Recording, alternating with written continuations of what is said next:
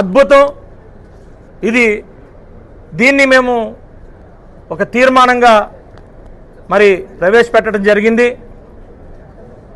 డెఫినెట్గా అదే ఉత్సాహంతో కళ్యాణ్ గారు అయితే మా ప్రెసిడెంట్ గారు అయితే చాలా క్లారిటీతో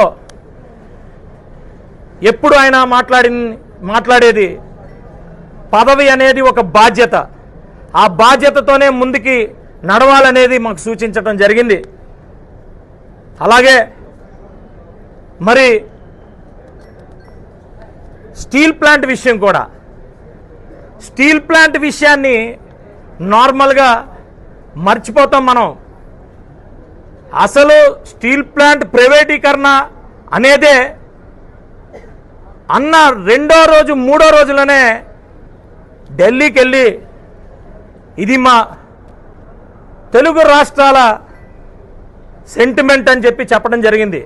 కేవలం ఆంధ్రప్రదేశే కాదు, తెలంగాణ ఆంధ్రప్రదేశ్ సెంటిమెంట్ అని చెప్పి అక్కడ అమిత్ షా గారితో మాట్లాడటం,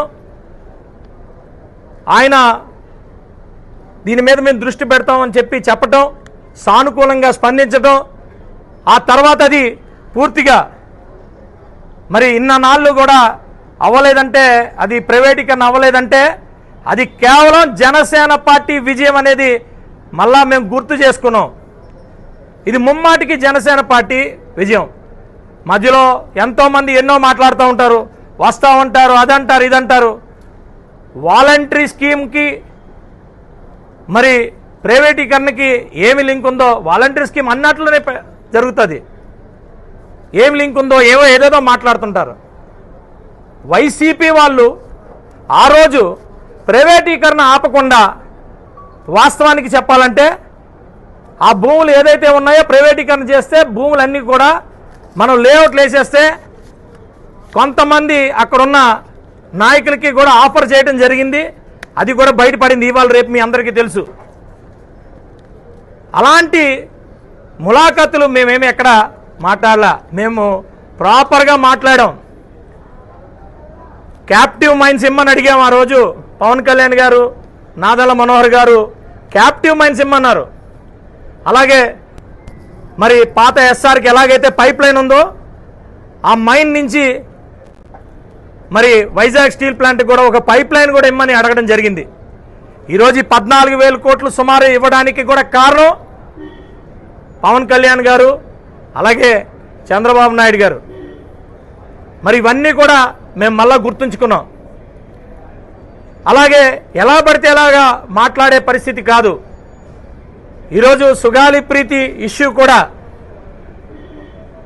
వాస్తవానికి మా దగ్గర ఏ పవర్ లేకపోయినా కూడా ఒక ఆడపిల్ల కోసం కర్నూలు వెళ్ళి మోర్ దెన్ 2 lakhs 2 లక్షల పైచీలక ప్రజలతో ఆమెకి సంఘీభావం తెలియజేశాం. ఆ తర్వాత గవర్నమెంట్ల నుంచి ల్యాండ్స్ కానీ, ఆవిడికి సపోర్ట్ కానీ, భర్త భార్య ఇద్దరికి గవర్నమెంట్ ఉద్యోగాలు కానీ, ఇవన్నీ మరి మా పవన్ కళ్యాణ్ గారు ఆ రోజు జనసేన పార్టీ పోరాటం ఫలితమే. అయితే కేసు విషయంలో మీ అందరికీ తెలుసు, కేసు విషయంలో సిబిఐ అని చెప్పి పంపించి అది ఎక్కడో పక్కన పడేసి సిబిఐకి చేరకుండా చేసిన ఘనత వైఎస్ఆర్సీపీది.